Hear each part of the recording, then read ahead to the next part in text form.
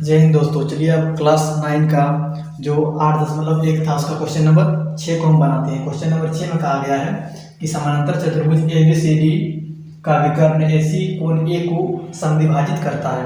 एक समानांतर चतुर्भुज दिया हुआ है ABCD, ठीक है ना। एक समानांतर चतुर्भुज है, इसमें एक विकर्ण गया है जो कोण A को दो बराबर भागों में बांट रहा है, ठीक है ना।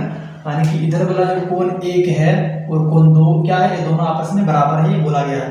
तो दर्शाइए कि एक नंबर में क्या कहा गया है, क्या यह कोण C को भी समद्विभाजित करता है। हमको क्या दिखाना है कि कोण A को तो समद्विभाजित कर रहा है जो AC विकर्ण गया है, कोण C को भी क्या कर रहा है, समद्विभाजित कर रहा है। कि कोण जो 4 है और कोण 3 क्या है, बराबर है, हमको बराबर सिद्ध करना, ठीक है ना। क्वेश्चन नंबर 2 में कहा गया है कि 6 का ही 2 ABCD एक समचतुर्भुज है।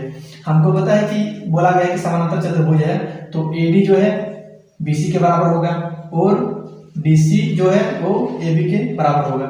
समानांतर चतुर्भुज का समूह भुजा आपस में क्या होते हैं, बराबर होते हैं। हमको अब सिद्ध करके दिखाना कि ये एक समचतुर्भुज है। समचतुर्भुज में क्या होता है कि सभी भुजा आपस में क्या होगा, बराबर होगा। तो हम पहले एक नंबर को बनाते हैं, ठीक है ना। क्वेश्चन नंबर 1 को बनाएंगे 6 का। तो इसमें लेते हैं हम चतुर्भुज, समानांतर चतुर्भुज ABCD से लेते हैं, ठीक है ना। तो समानांतर चतुर्भुज ABCD क्या है, एक समानांतर चतुर्भुज, चतुर्भुज ABCD एक समानांतर चतुर्भुज है। समानांतर चतुर्भुज है, यह एक समानांतर चतुर्भुज है। अगर यह समानांतर चतुर्भुज है, इसका AD भुजा BC का क्या होगा, समानांतर होगा। तो हम लिखेंगे कि AD समानांतर BC। अगर ये समानांतर है तो क्या होगा, जो कोण 1 है ये कोण 3 के बराबर होगा। क्यों होगा, क्योंकि कोई भी समानांतर रेखा दो जाएगा, ठीक है ना। तो कोई तिर्यक रेखा अगर उसको काट रहा है तो इसका एकांतर अंतःकोण क्या होता है, बराबर होता है। एकांतर अंतःकोण बराबर होगा। तो उसी तरह से देखिए कि जो AD है ये BC का समानांतर है तो कोण 1 क्या है, कोण 3 का बराबर होगा। तो हम लिख सकते हैं कि कोण 1 बराबर क्या होगा, कोण 3। और यहाँ पे क्या ध्यान देना है कि एकांतर अंतःकोण,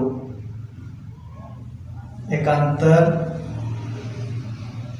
अंतःकोण और एकांतर अंतःकोण क्या होते हैं, बराबर होते हैं। अब इसको समीकरण हम 1 मान लेते हैं, ठीक है। उसी तरह से क्या होगा कि AB भुजा है क्या है, वो DC का समानांतर। तो लिखेंगे क्या, AB भुजा समानांतर है किसका, DC का। अगर ये समानांतर है तो इसमें देखिए कि कोण जो 2 है वो कोण 4 का क्या होगा, बराबर होगा। कोण 2 बराबर क्या होगा, कोण 4 होगा। और क्या लिखना है कि एकांतर अंतःकोण बराबर होता है। सेम इसी चीज को यहाँ पे लिख देना। और इसको हम समीकरण देते हैं 1 2, समीकरण 2 हो गया। अब समीकरण 1 और 2 को अगर हम देख रहे हैं, ठीक है, समीकरण 1 और 2 दिया हुआ है। तो समीकरण 1 और 2 से हम क्या देखेंगे, पहले देखते हैं कि कोण 1 जो है बराबर कोण 2। कोण 1 और कोण 2 बराबर है। क्वेश्चन में क्या क्या दिया गया है, तो हम क्या लिखेंगे कि ये दिया है, यानी कि कोण 1 कोण 2 का क्या है, बराबर है। कोण 1 कोण 2 के बराबर ये क्वेश्चन में ही दिया गया था कि कोण AC जो विकर्ण गया है कोण 1 को 2 बराबर भागों में बांट रहा है। तो अब क्या होगा, यहाँ पे देखिए कि समीकरण 1 और 2 से क्या देखते हैं, जहां पे 1 है वहां पे हम 3 लिख सकते हैं क्योंकि 3 जो है 1 के बराबर है। तो हम लिखेंगे जहां पे 1 है वहां पे कोण 3 लिख सकते हैं, और जहां पे कोण 2 है वहां पे कोण 4 हम लिख सकते हैं क्योंकि कोण 2 और कोण 4 क्या है, बराबर है। तो कोण 4 हो गया। तो इस चीज को हमको क्या करना था, सिद्ध करना था। और ब्रैकेट में रीजन भी दे देना। क्यों लिखे, समीकरण 1 और 2 से, समीकरण 1 और 2 से, समीकरण 1 और 2 से क्या हो गया कि कोण 3 कोण 4 के बराबर हो गया। तो हमको यही चीज को बराबर करना था कि कोण 3 कोण 4 के बराबर ही हमको सिद्ध करके दिखाना है। तो हम लिख देंगे कि कोण 3 बराबर कोण 4 आ गया। अब आ गया तो हम लिख सकते हैं जो क्वेश्चन नंबर 1 में था कि कोण C को भी समद्विभाजित करता है, ये विकर्ण। तो लिख सकते हैं कि नहीं, अतः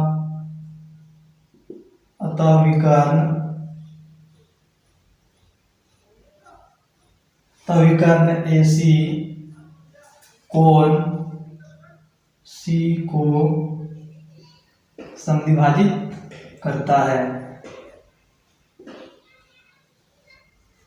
समद्विभाजित करता है। यानी कि कोण जो AC जो विकर्ण AC गया है कोण C को भी क्या कर रहा है, समद्विभाजित कर रहा है। तो चलिए जगह थोड़ा कम, इसलिए हम जो दो पार्ट 2 है, ठीक है ना, क्वेश्चन 6 का है जो 2 है इसको हम बनाते हैं, इसको मिटा के, ठीक है। चलिए मिटा चुके हैं, मिटा के बनाते हैं। मिट गया तो क्या क्वेश्चन नंबर 2 में कहा गया है कि ABCD एक समचतुर्भुज है, इसको हम समचतुर्भुज सिद्ध करके बताना। तो समचतुर्भुज में क्या होता है कि सभी भुजा आपस में बराबर होते हैं। जो AB भुजा है BC का बराबर होगा, और जो BC होगा ये CD के बराबर होगा, तो CD होगा ये DA के बराबर होगा, यानी सभी भुजा आपस में बराबर होना चाहिए। तो हम लिख देंगे कि 2 नंबर में सिद्ध क्या करना है, सिद्ध करना हम लोगों को 2 नंबर में AB बराबर BC बराबर CD बराबर DA, ये हमको सिद्ध करके दिखाना है। तो हम क्या जानते हैं कि जो AB जो कोण 1 है कोण 2 के बराबर है, क्वेश्चन में ही दिया गया है कोण 1 बराबर कोण 2, और ये क्या है क्वेश्चन में ही दिया है, तो यहाँ पे लिख देना है कि दिया है। फिर क्या है कि कोण 1 जो है ना ये कोण 3 के बराबर होगा, कोण 1 बराबर क्या होगा कोण 3 हो जाएगा। और कहाँ से होगा एकांतर अंतःकोण, और किसका एकांतर अंतःकोण, जो AD भुजा है BC के समानांतर है, AD समानांतर BC के एकांतर अंतःकोण, एकांतर अंतःकोण, इसका एकांतर अंतःकोण क्या होगा बराबर हो गया। तो अब देखते हैं क्या है, देखिए कोण 1 बराबर कोण 2 है, कोण 1 बराबर कोण 3 है, तो हम लिख सकते हैं जब ये दोनों बराबर है तो ये दोनों भी आपस में क्या होगा बराबर होगा। तो हम लिख सकते हैं कि लिख देना है अतः कोण 2 बराबर क्या हो गया कोण 3 बराबर हो जाएगा, ठीक है ना।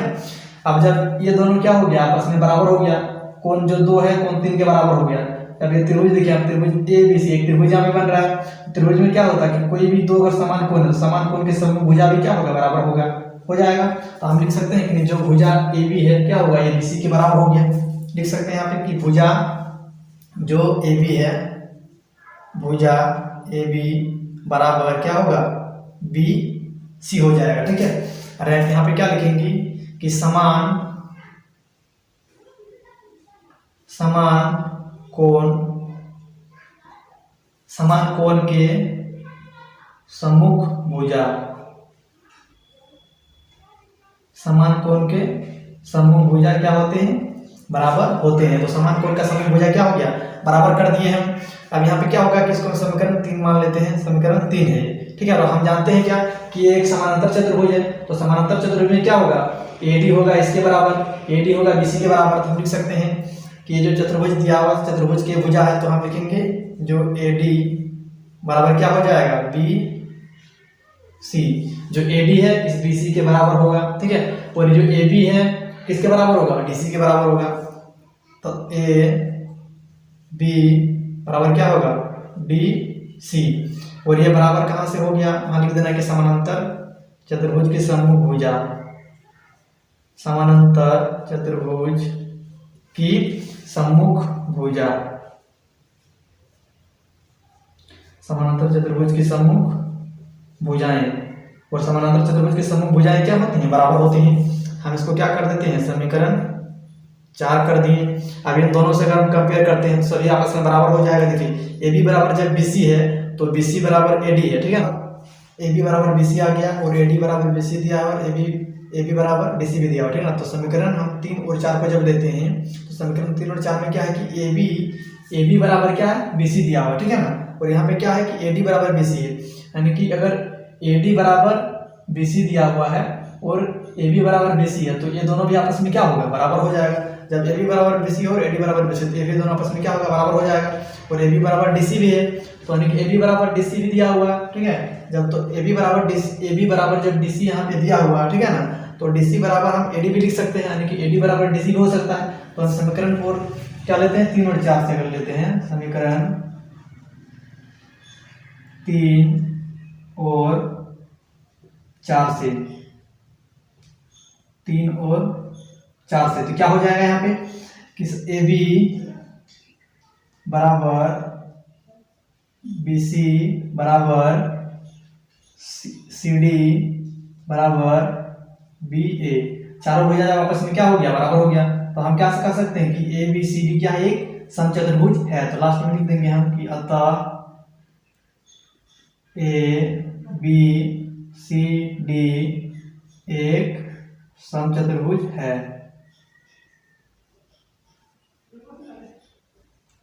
समचतुर्भुज है। ठीक है, तो चलिए हम क्वेश्चन नंबर 6 को कर लिए, अब क्वेश्चन नंबर 7 को हम करेंगे। ठीक है ना, किसी नेक्स्ट वीडियो में। तब तक के लिए जय हिंद।